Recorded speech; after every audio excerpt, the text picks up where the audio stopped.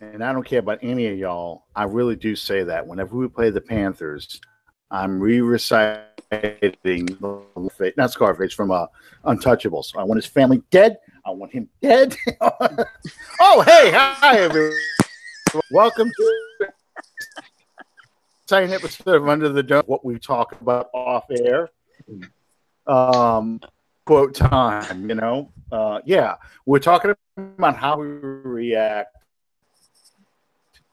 We watch a team plays and Saints history happen, and whether it's me punching a door, after we lost the Bears game back in 2006, or Bob here trying to set a Vikings helmet on fire, after a certain game in January. We all have our own routines of how we handle losses.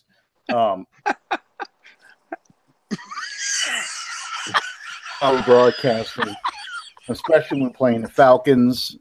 Panthers, to a lesser extent, just Cam Newton is the one that sets me off. Tampa, not too much. 49ers, hell yeah. 49ers, it's we can't beat that team enough, especially in the last minute. They're hard to them. I mean, that's how we have to beat. I got to beat them in the last seconds because of how many times they did that to us. I want that team to feel like they got this game won, and then, oh shit, how did we just lose this? That's my kind of win with the 49ers. So yes. I can just go on a profane tirade and say, how does it feel? Anyway, I'm your host, Alan Ulrich. I'm here with my laughing partner, Sean Williams, and our special, not so unregular guest, Bob Rose.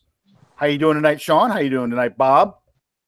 I'm doing fantastic. And allow me, this is my first opportunity since it happened, so I want to get the introductions correct.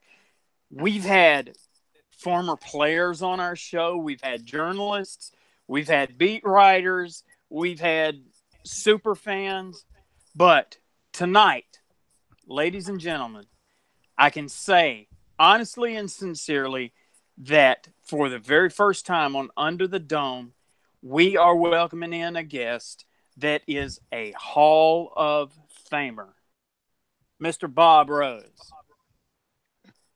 Thank you for the introductions, gentlemen. I appreciate it. And to clarify, for those of you that don't listen to my show on Wednesday nights, the Bayou Blitz, which I announced it a few weeks ago. Thank you. But two Saturdays ago, my West Allegheny girls track team, specifically the teams of 1996 and 1997, were inducted into the School Hall of Fame, and we went in as a team. And I was one of the primary coaches of that group, specifically my area of expertise, sprints, hurdles, and relays. And girls and other coaches, for those of you that are tuning in tonight, thank you so much again for the honor. It was my privilege to coach you for all those years, and we truly were one of the dominant track teams in Pennsylvania. Even to this day, people still reference it throughout Pennsylvania track. So. Yeah, it was an honor, and those girls deserve every bit of the accolades that they got that night, and through their names are literally down in history now. Well, they didn't get there on their own, bro. Congratulations. Anytime that anyone chooses to see fit to attach HOF to your handle, that's significant. I don't care what it is, where it is, how it is. Anytime you get those letters attached to your resume, it means something. So congratulations. And also congratulations on the successful launch of your very own brand, the Bayou Blitz. I've had the pleasure of being a guest on that show, and we had a great time.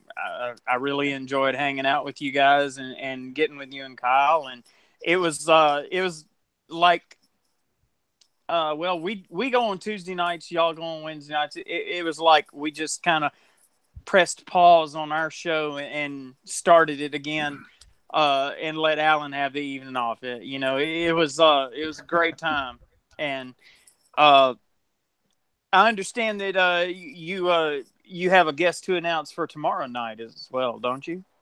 Yeah, I do. And Alan, we're not going to give you Wednesday nights off for long because I want to have you on a few times as well, and hopefully do a couple projects between the two of our shows together. But tomorrow night's guest on the Bayou Blitz is Scott Alexander of Primetime Sports. I've followed his work for a long, long time. He really knows his stuff, both throughout the Saints history and the current team. And I'm really looking forward to picking his brain about this current squad and some of the things that he's experienced in the past. So tomorrow night, 9 p.m. Eastern time, 8 p.m. Central. Yeah, definitely tune in. We're trying to make this one big family. You know, Scott and I went to De La Salle together. So he's a couple years older than me. He was a junior when I was starting out at De La Salle. So, yeah, but I do know him. Scott was our very first guest. Yes, he was. Yes, he was. Came to us live from the Greenbrier. Yeah, he is a heck of a journalist. He's a heck of a sports announcer. His show, Primetime Sports, is good. He gets great guests. Yeah, informative, good stuff on College Football Saturday with Tim Brando. So, he lives. I don't want to say a charmed life because that's not accurate. But he lives a good life, a fortunate life, and I'm glad to know him, and I'm glad he shares that with us. Okay, so we're now in the second week of OTAs. We're getting ever close to the season. Today, I think, marks 100 days before through both the schedule, and we talked a little bit about the OTAs and what goes on there. Bob, if you look at this part of the schedule coming up,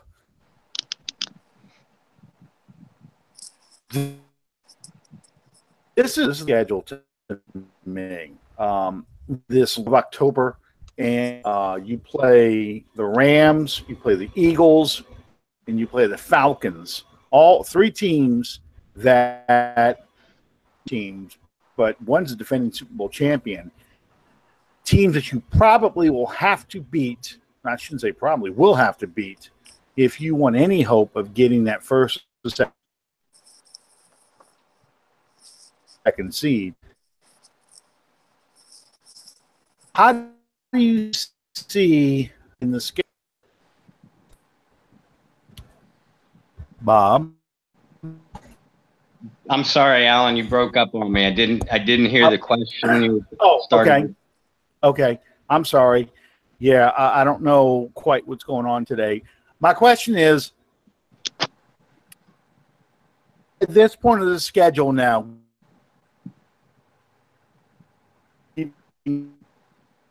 going to the first on Thanksgiving night, I said it's probably the toughest part of the schedule.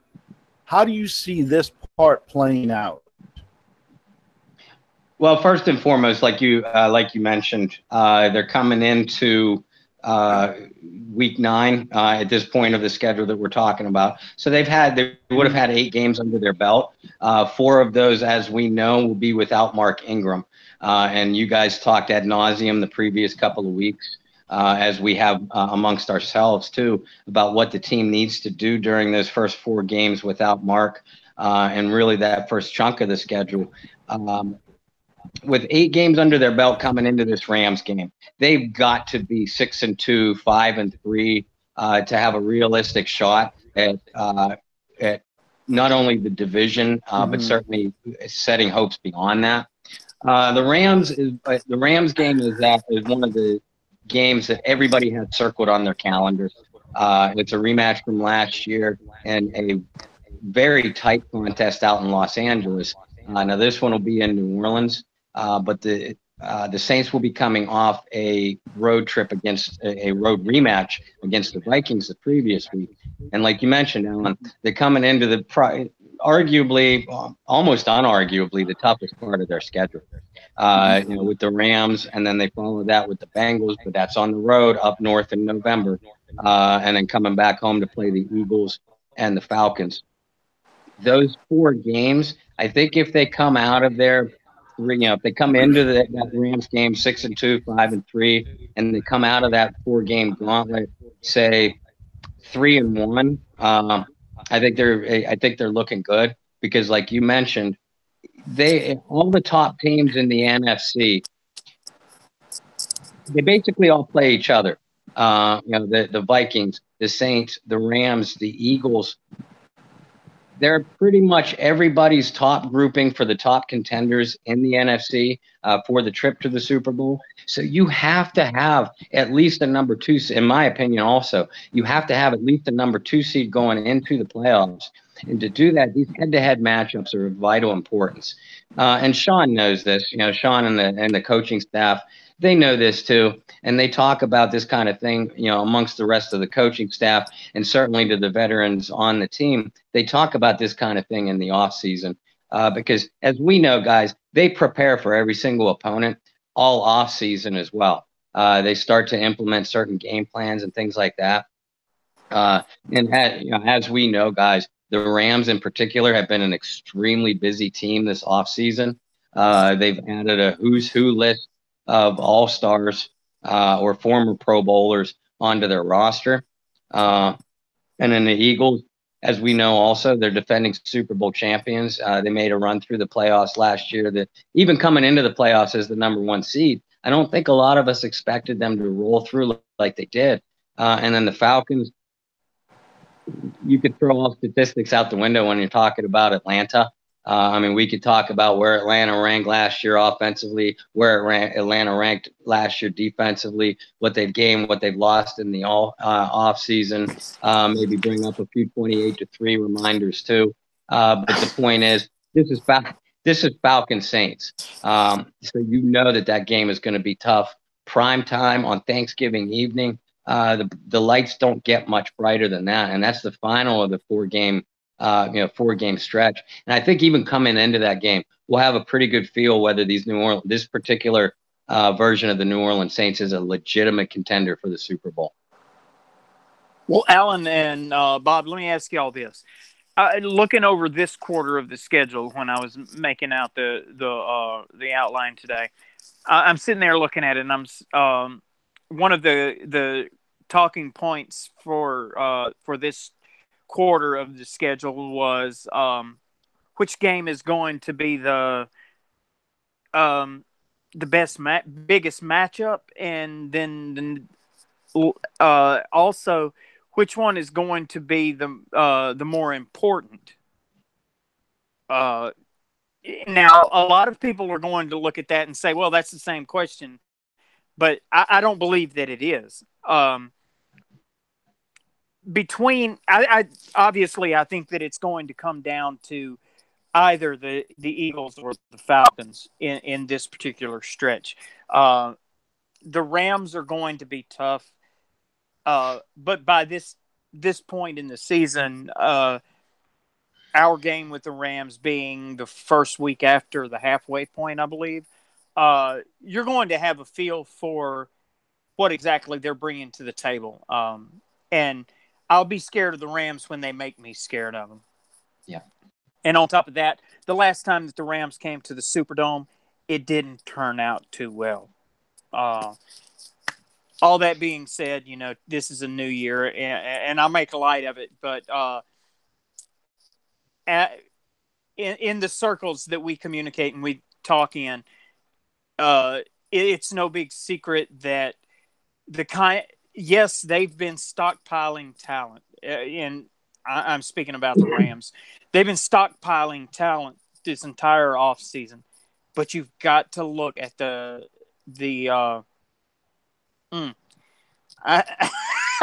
I've got to think of a less abrasive term than the one that I had.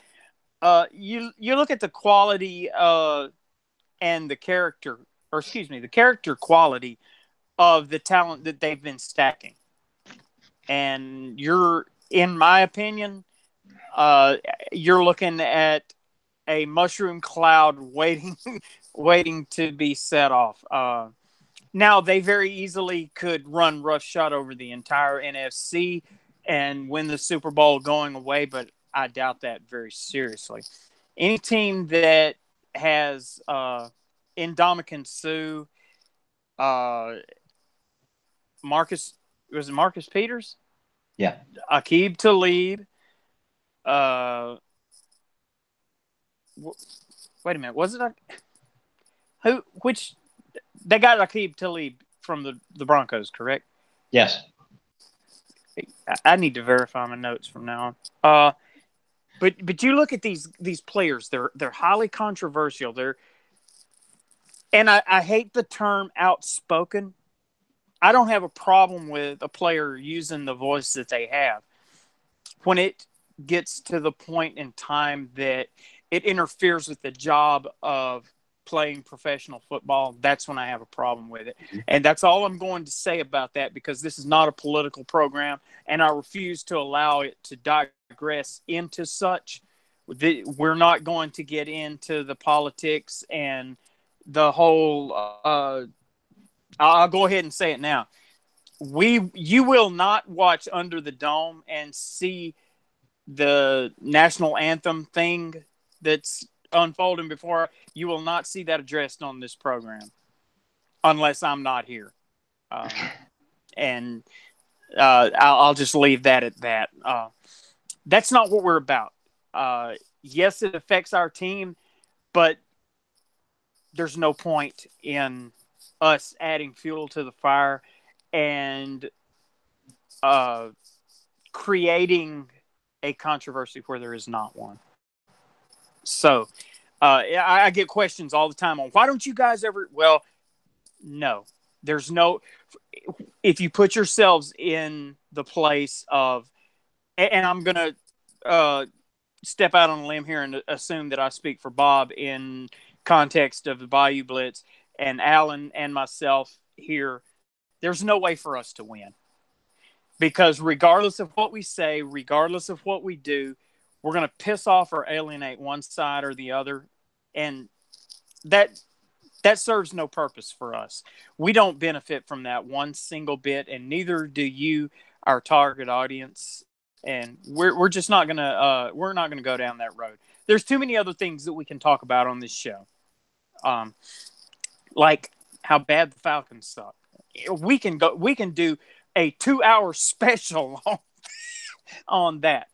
But anyway, I don't think that the Rams are going to be nearly the powerhouse that what the rest of the world is professing them to be sight unseen at this point. The Bengals are, oh my Lord, the Bengals are the new Browns. The Bengals. If I had to point at and Kevo Meredith, local guy here that I hope to have on with us sometime soon. He's a diehard Bengals fan. God love you, Kevo. But the moment that they let Andrew Whitworth go to Los Angeles, they began the rebuilding mode.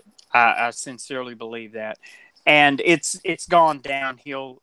And I don't see the Bengals being a threat unless we allow them to be.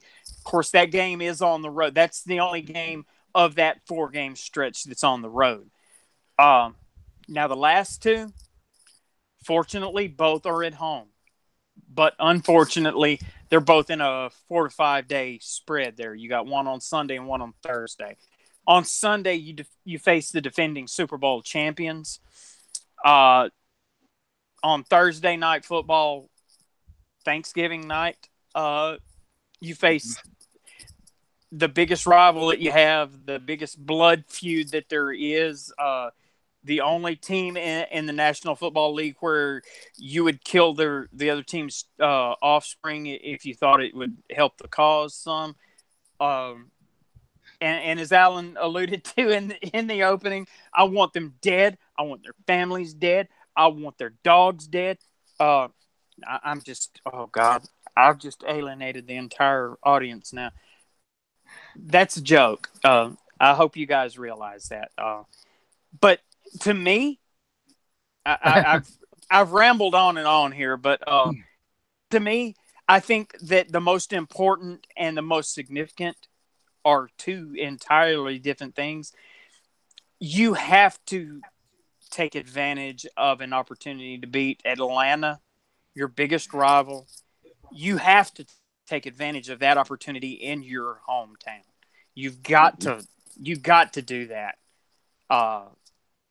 But the Super Bowl champions, you get them in your house. You want to take that win too. I think that the most significant matchup is going to be the Falcons, because chances are, as we saw a year ago, chances are better than not that with the caliber of competition in the NFC South at this point, the likelihood of meeting up with another NFC South team in the playoffs is greater than what division rivals in other divisions have to worry about.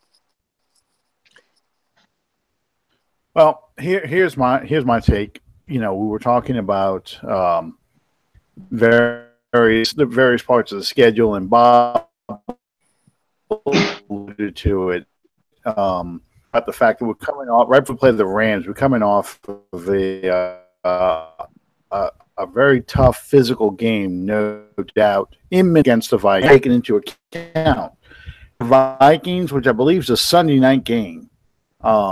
You play the Vikings. No, is that a Monday night or a Sunday night? I don't have my calendar in front of me. No, the Monday night is going to be the Redskins. Okay, so that's Sunday night.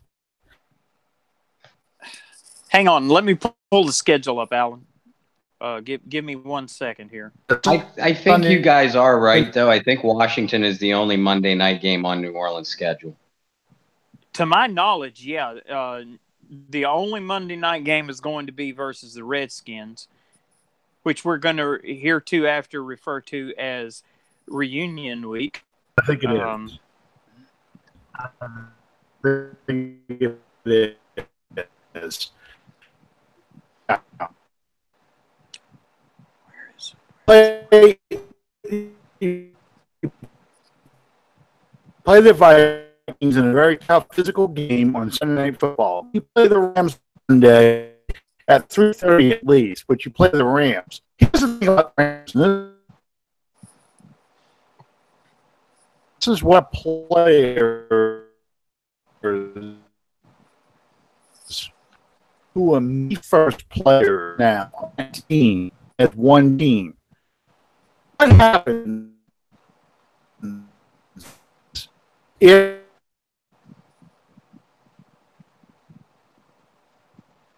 this is week 9, so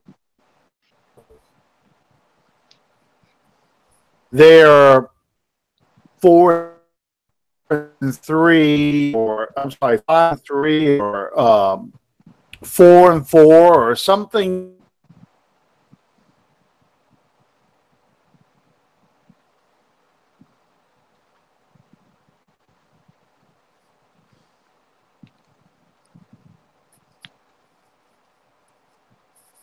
Did we lose him? I don't know. I don't know. Am I the only one having a hard time hearing him? No, our signal is awful tonight, and I don't really know why. We'll let him come back momentarily. Well, and to jump back on kind of what Alan was talking about and what you had alluded to before, and we've talked about it, I think, on here before. The Rams are taking the strategy of the quote unquote dream team that the Philadelphia Eagles tried the other couple years ago, or what Dan Snyder has tried a couple of times in Washington. Just signing all-stars and making an all-Madden team that didn't work out very well for them, and even more so for the Rams. Look at what they've lost. Look at the personalities that have left that locker room. That made up the backbone of that team that did so well last year. You lost Robert Quinn. You lost Alec Ogletree. You lost Kayvon Webster, a very talented slot cornerback. You lost Trumaine Johnson. Now, on paper, they have replaced those guys with the likes of Sue and Marcus Peters and people like that. And with the Rams, I don't know who the hell is going to play linebacker for them, because they've gotten rid of all the big names, and they made some nice draft picks there on late in day 2 and day 3. But you can't count on the mid round, as we know in New Orleans. You can't count on the mid round draft choices to contribute until they actually do. And I think by the time that New Orleans gets LA on the schedule, these egos in the Rams locker room right now, if things don't go well for them, that's about the point in the season where they're really going to fall apart and look like trash the rest of the season. Are we counting on that? No, of course not, because you can't discount what the Rams did last year. You still have to put them on the short list of Super Bowl contenders for the year. But all three of us have been pretty close to consensus agreement as far as we don't like what the Rams did this offseason. You talked about the Bengals. Bengals still have a talented roster, but the problem with Cincinnati has always been there's nothing in between their rib cage, and there's nothing in between their ears, and that's why they lose games the way that they do. It's almost amusing. My own brother, one of my younger brothers, is a big fan of Cincinnati as well, and you have to feel kind of bad for them every year. No, you don't. Again, do you chalk that up as a sure win? Absolutely not, because A, it's an NFL game. B, you're a dome team coming up north in November. The weather gets kind of iffy by that time in the season, so you still have to play the game on your schedule. And then the next two, Sean, I agree with you. The marquee matchup throughout the league is probably going to be that Philadelphia game. The most important, I think, is the Atlanta game, because all of us know that you have to win the divisional games first to position yourself. I don't see any reason why the NFC South won't send 3 teams to the playoffs again this year. So having that top spot out of your own division is going to be absolutely key. But look at what Philadelphia did this offseason too. They lost some key pieces out of the secondary, and they're expecting some of the younger guys that they have that didn't make a major contribution last year, but are certainly talented. They're counting on those guys. It's a bit of a wild card, but Philly, just like with LA, you have to put Philly on the short list of Super Bowl contenders, as you do Atlanta. Do I think the Saints can come out of this stretch 3-1? I do, but it's gonna take a toll on them, and they're gonna have to be playing their best football coming into this stretch. Yeah, one of the things I was going to say too is the 2 critical games here is that Eagles-Falcons games back-to-back like that, because you would have played the Falcons already during the Ingram suspension in the first part of the season. So the rematch is happening 4 days after you play the defending Super Bowl champion. And those 2 games could be the difference between being a wild card team and being division winner. Very easily. So this is a critical part. You still have yet to play the Panthers. I think we play the Panthers 2 times. You play the Panthers twice in the last 3 weeks of the season, I think. Yes. December 17th and December 30th. Oh, I mean, lose to the Falcons in the first part of the season, and then you play in Thanksgiving night, and you're coming off a loss to the Eagles. That's a huge game, especially if Atlanta is the divisional leader at that point. And we're not even talking about the Panthers yet, who might be right on your heels, or could be tied with you. If let's just assume, for the sake of argument, that Atlanta is now.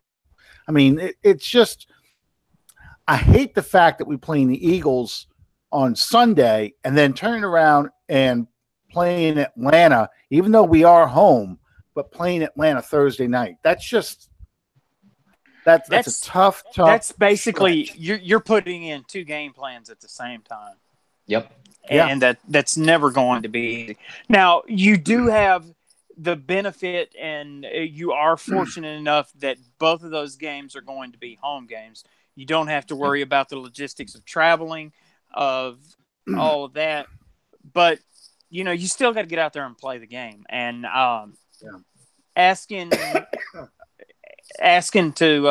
beat the defending Super Bowl champion and compete with your biggest rival, games that actually they drew blood last year, literally and figuratively, in those two matchups with the Falcons. Not nearly enough from the guys that wore the red jerseys, but there's always next time for that. I think that as important as it would be to hang that mantle on your fireplace to have a win over the defending Super Bowl champions, I believe what Bob said is absolutely correct. You're looking at the very distinct and real possibility that these are two teams that you're going to have to not only beat to advance into the playoffs, but also teams that you're going to have to face once you get to the playoffs as well. Yep. Yeah. I mean, this is. By the way, Alan, that Minnesota game is a Sunday night game. Yeah, as much. I checked on the calendar, and it's Sunday night. A nationally televised game against the Vikings. Then you've got the Rams dream team. Couched in there is Cincinnati.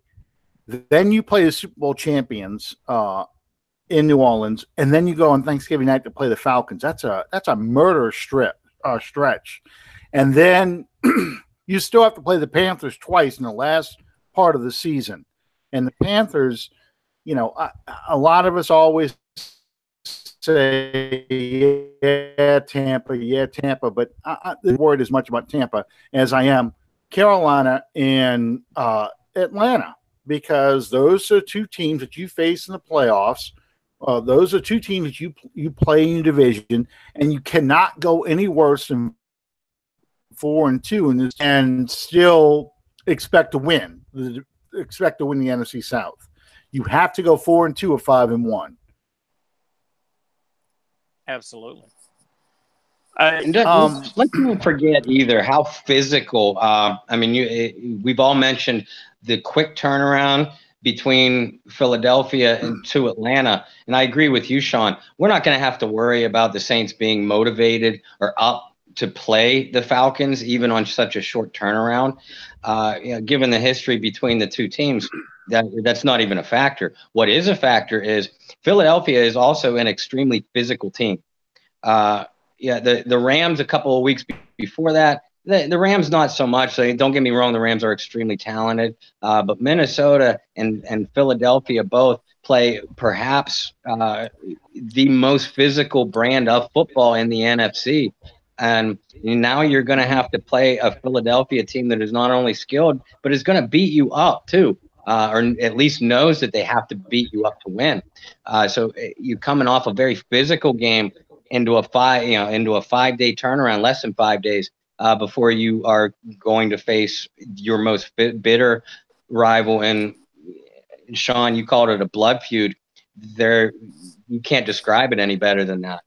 So that those 2 weeks, even if they come out of it 2-0, they're going to take a physical toll on these Saints too. Absolutely. Switching gears a little bit.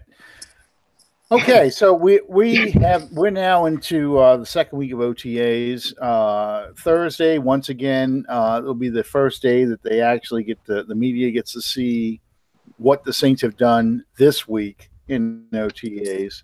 I heard Cam Jordan on the radio on my way home from work, and basically, they're doing classroom work, and then they do some workouts, and then they come out and kind of run through whatever it is they installed that day. In rookie minicamp, it seemed to be everybody was following JT Barrett, and then he was the quarterback of the future, and then OTA started, and the one day the media got to watch, Hill actually made some plays out there, and we didn't hear anything about JT Barrett. So that begs the question: who is going to be the backup quarterback to Drew Brees this year? Is it going to be Hill? Is it going to be Barrett? Or is it going to be Tom Savage? Ding, ding, ding, ding, ding, ding, ding. Yeah. Bob? Without the game show sound effects, I'll echo exactly what Sean was saying. Damn it. I needed a bell. Why couldn't I have a bell for this? Hill and JT Barrett both intrigue me, especially Barrett. I'm not being a Penn State guy from a Penn State family. I don't like Ohio State, but you have to respect the hell out of them on the football field, and certainly what that program has given to the New Orleans Saints in recent seasons as well.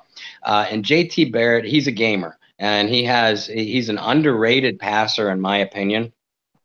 He's going to have to clean up a lot of his mechanics in the pros, but hopefully he'll be afforded the time to do that. Taysom Hill, God, I mean, you have to love his athletic ability. You have to love his toughness. But I watched some film on the guy at BYU, especially over the last few weeks. His style of play, I'm going to say one word: Tebow. Tim Tebow, right down to the release point, the way he runs, he's faster than what Tim was. But I mean, just the overall style of play, it doesn't say NFL quarterback to me. I'm sorry. He has an elongated release. He's sloppy in his mechanics. Now he's had a year with with Sean Payton. So I'm sure that some of those got cleaned up. I'll be honest, I didn't see any film of his throws at OTAs. So my guess is that it would be cleaned up. But guys, if you think that they're going to go into this season with basically a rookie in Hill or a true rookie in Barrett backing up your Hall of Fame quarterback with this roster, then I have some beautiful desert land down in New Orleans to sell you, because it's not going to happen. The smart money based off of these three is Tom Savage, because he does have NFL starts. He is capable enough to, if he had to play, say 2-3 games in a row, he might win you one or two, based off of the talent around him. Is he the future? Oh God, no, please no. But unless they sign another guy off of the street, as far as with veteran starting experience, if I was forced to place a bet on who is going to be the number 2 quarterback, at least to start the season, it's going to be Tom Savage. Now, unless either Hill or Barrett completely flops through the preseason, my guess is Sean's going to find a way to try to keep both of them. Rostering one as a third quarterback, and maybe the other one comes down with one of these famous ankle injuries in preseason to land him on injured reserve for the year, something like that. Because they both have some intriguing athletic abilities and traits that I think could give them a realistic shot at an NFL future, but it won't be as number 2 for the New Orleans Saints this year. If you want to figure out who is going to be the backup quarterback to Drew Brees, I'll give you 3 letters to figure it out. EXP. Experience. You're not going to take a rookie straight off the pine. You're not going to take a kickoff and punt kick shagger to throw it back there with Alvin Kamara, Mark Ingram, Michael Thomas, Ted Ginn. No. Come on, guys. It amazes me the way that some fans, they wake up and their brain is kind of like an Etch-a-Sketch. When they go from here to here, it erases. Come on. You guys have to think about this. You got to think about the fact that experience at this level means everything. Tom Savage was not signed to just hold down a roster spot until we can cut him for the 2 hot names on the list. No. Come on. Give me a break. As Bob said, Barrett will be probably thrown down in that 3rd position. Taysom Hill is going to be held over as, if nothing else, a special teams contributor, because that's now his fallback, whether he likes it or not. But if Taysom Hill was the future of this franchise, and every time I hear somebody even vaguely reference that, I want to punch Troy Aikman in his horse face. He is not. If he was the future, do you honestly, come on, think, do you honestly think that Sean Payton would have him shagging kicks? Think about it. Come on. Here's the thing. I mean, this is going to be a discussion we're going to be having all throughout training camp. In a preseason game, when you see Taysom Hill take the ball down and just take off running, and he because he's against scrubs in a preseason game, everyone's going to be like, look, there we go. Look, he can run with the ball. We can run the read option. We're going to be awesome. Him and Kamara in the same backfield. You know, defenses can't cover him. And because Drew makes it look so easy with his consistent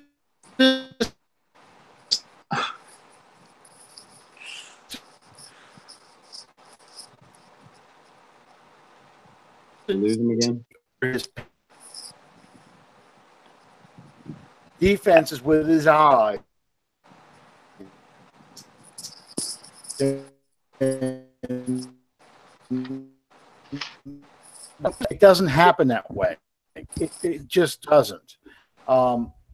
Anybody that thinks that one of these kids is going to jump from obscurity, I give you a point of reference that all of you should be able to wrap your itty-bitty minds around.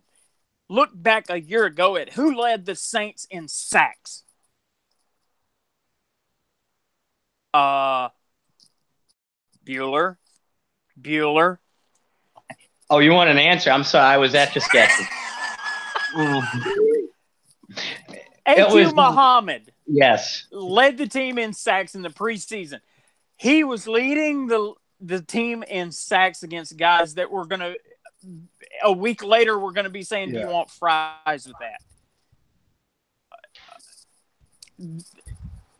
No. Just no, man. Tom Savage is going to be the clipboard guy. And as we all know from years of experience, the best backup quarterback in the world is the one that you never see have to play.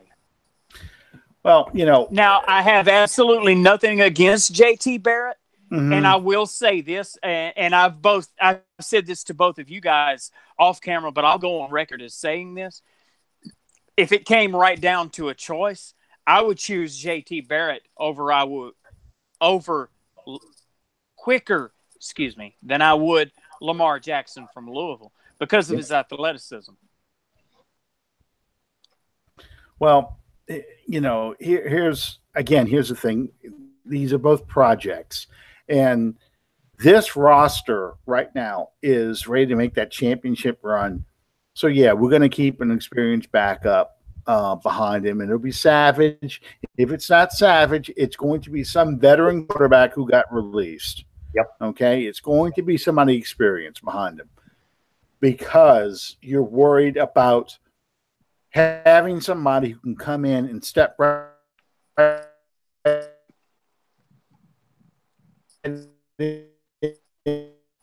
in on the offense.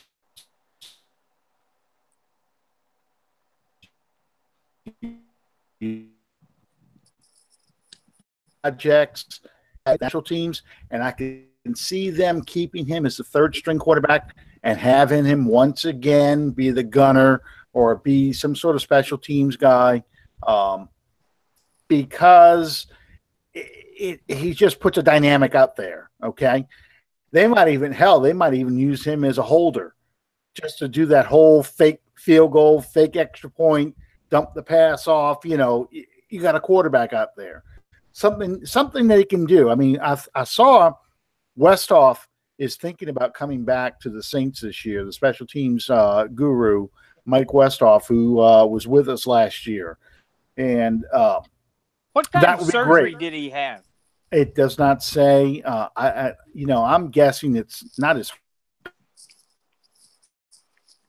Yes, probably he's NIGS or something. I was suspected something like that. I just didn't see anything on that. But he's kind of the special teams. Yeah, he's like a 1,500 years old or something, isn't he? Oh, he looks like he's been on a 6-day bender and just doesn't give it a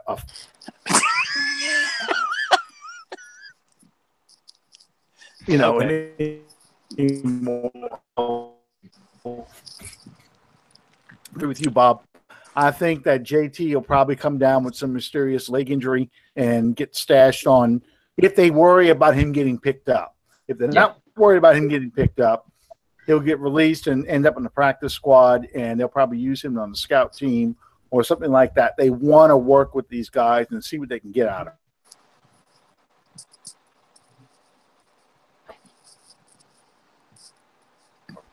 The last point was the future, so that could totally change because you've got to chip now while Breeze is still there. They don't win because you have to get a rookie quarterback. They want to be able to see that just seamless transfer from Breeze to the next quarterback, and the offense doesn't skip a beat. We're still in the championship role.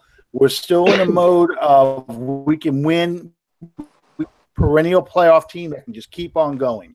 And that's why you see so many people, jumping on Team Barrett.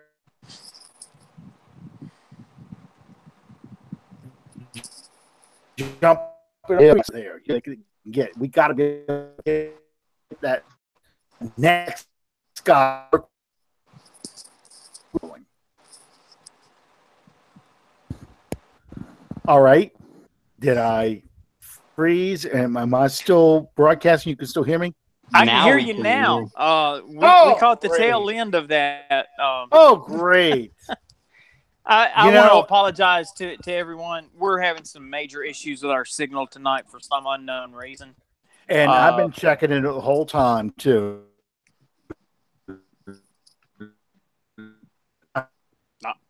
Facebook locked him out, didn't they? You figure they'd do that to me. I've been working on it the whole time.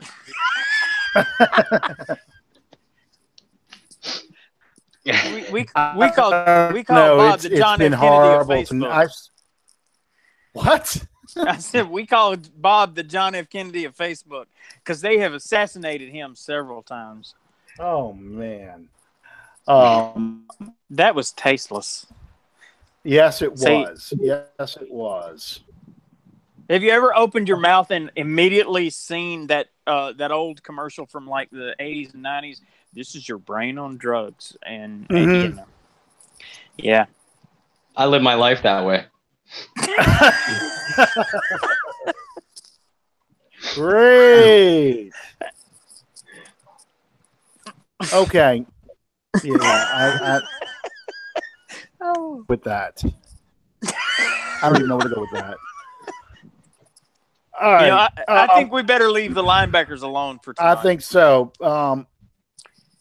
So, Bob, tell everybody how they can follow you on Facebook and if you're still on Facebook after this show.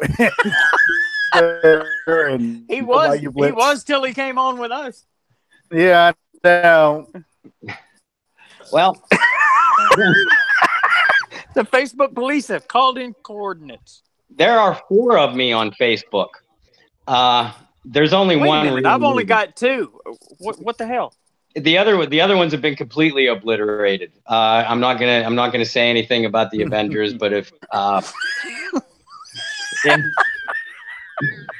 you have seen Avengers Infinity War, I was Avengered, 2 of me. But I can be found on Facebook. I am an active member, as active as I can be, in a number of the different Saints groups. But I can be found under Bob Rose. Twitter.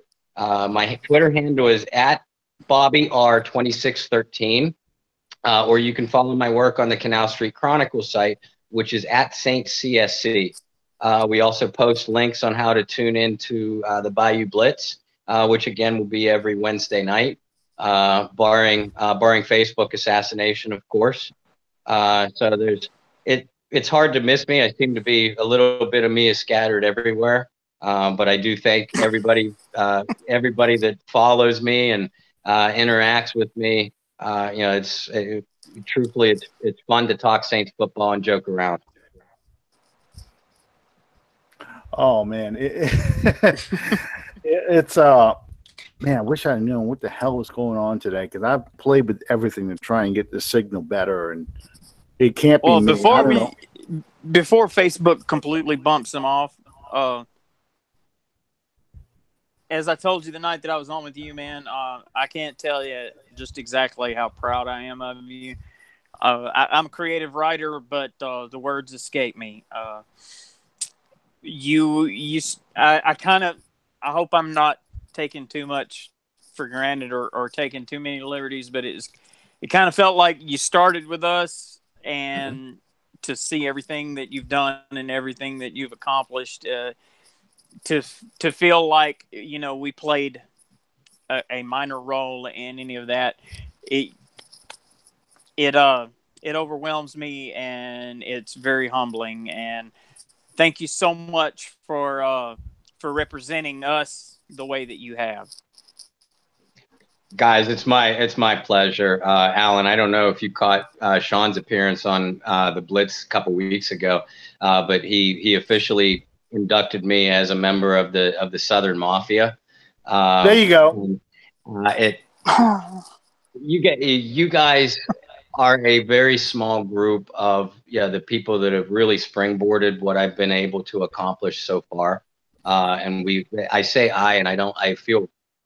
I feel bad in saying that, because it's not accurate. It's a we thing. It truly is. The Bayou Blitz is an extension of Under the Dome. We talk about, you guys talk about my work here. I talk about your work on there. I try to reference it in my articles, and you guys, what you mean, not only to Saints Nation, but what you mean to me and my family's life. You guys are family, and I thank you for that. Well, thank you, Bob, for joining us. And of course, this is the night my wife advertises our show, so everybody gets to see the worst, I think, as far as how the show normally comes across. It usually goes along seamlessly, and today we just keep freezing and everything else. So this has been a flashback to 6 months ago, man. This is like, and it's fitting because we're getting close to the anniversary of our first broadcast. So we're going back in time. My damn CompuServe dial-up connection here, just is not cutting it today. And you figure it'll go real well, because nobody else is on CompuServe, or Prodigy. Thank you made again, reference Bob, to it. We want to invite, while we've got everybody moderately tuned in, when the signal unfreezes and they can actually see the rest of the message. July, we want to let everyone know, July 17th at their 2-year, and can you believe that we have done over 100 shows, man? Sometimes I can, sometimes I can't. I can believe it. It's like I still don't know what the hell I'm going to issue a challenge. I will publicly acknowledge anyone that can point out to me, of the 100+ shows that we've done, not including Bob, because Bob will do it just to embarrass me. Anyone out over the span of our existence from July 20th of 16? Was it 16 or 17? 16. Yeah. July 20th of 2016. How many of our shows finished in the 1-hour time limit? Now, that doesn't include the 2 shows per year that we have that are expanded format 2-hour shows, the preseason and pre-draft show. I will publicly acknowledge anyone that can point out to me how many of them have ended in the 1 hour time slot. I think our first one might have. Maybe. First off, how many is 8 o'clock? Huh? I said, first off, you have to go to how many of them actually started at 8 o'clock. That's the other thing you have to take into consideration. Because most of the time, I think the first one might have. We're like TBS, man. We got to start 5 minutes later. Get everybody time to get their drinks and get in their seats. Oh my God, I'm usually driving like Speed Racer, trying to get home from work, so I can come home, inhale my food, and get on this thing before because I usually walk in the door from work, between 6 and 6:15 or 6:30 every day, so that gives me just enough time to get food together and go. But oh my God, man, we have a question on our live chat for Bob Rose. While he's here, I figured we might ought to give it to him. It said, our man Jerry, our security officer of the live chat, he said, Bob Rose, did you accept the play-by-play announcer job for the Saints games on radio? I have not been offered. I have not been offered. I would like to announce my candidacy at this point because I will run as an independent. Followers of the YouTube broadcast of Under the Dome and the Saints podcast of Bayou Blitz, please cast your votes to New Orleans Saints headquarters immediately and often. You can vote more than once. I recommend you call them once an hour until I get the job. and if we don't get season passes, I'm going to be pissed. Oh man! Boy, it just went off the rails quick tonight, didn't it?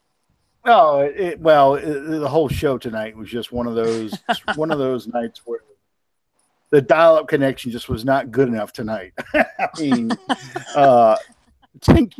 2 pieces of string and 2 tin cans, one going to Pennsylvania, one going to North Louisiana, probably would have been a lot better for the podcast tonight. Boy, you ever used to do that as a kid, try and make that work. I used to watch this show Zoom, on PBS. And they had this string, it was like your grandmother's knitting yarn. No. Between you have to use orange fishing line. Fishing line. I realize that. Conducts the sound much better. The problem does not show well on television. It's a piece of yarn because you could actually see that, or like jump rope, rope between 2 big old cans, and they would pretend like they can actually hear each other. And of course, it was a dub sound. Yeah, you had to use fishing line later on because that's how the sound would actually travel. But anybody that watched Zoom is probably the only people that are aware of where Morgan Freeman's acting career began. Ooh, that's right. Actually, it wasn't Zoom. It was Electric Company. That's where point. He came from. Yeah. I said anybody that watched Zoom probably knows. Yes. Because I don't know about in River Ridge, but in Hooterville, Electric in Company Hooterville, right before Zoom. You were watching Zoom with Wilbur the Pig. Yeah, pretty much. Well, that was only on even days, like Monday, Wednesday, and Friday. Bob, do you have any idea what the hell we're talking about? You know what Zoom is, or any of those shows? Guys, I would love to say I have no idea what the hell you're talking about, but I'd be a bold guy. Well, Sesame Street, people know what the hell Electric Company, Mr. Rogers' Neighborhood, and then Zoom. Yeah. Those were PBS educational shows back then. And then, of course, Hooterville.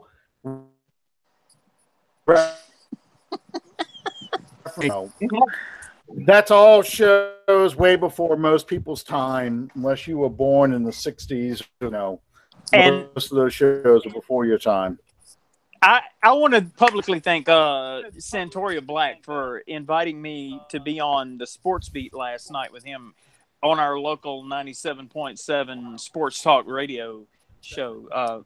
And, you know, I said, I bet I'm the first guest that you've ever had on here live from Crowville, Louisiana. And he said, yeah, I think that's a pretty safe bet. Well, Bob froze again, which is about tonight. Again, we all apologize about how this show came out. We're gonna go feed the hamster so he runs the wheel a little bit faster. Yeah. So we get much better signal. Yeah, Bob just dropped out completely. Thank him again for being on. Show Wednesday night. But every time I hear my Ballroom Blitz, don't you? Or am I freezing again? Am I freezing? You're freezing. Again? Are you freezing or am I freezing? Fine.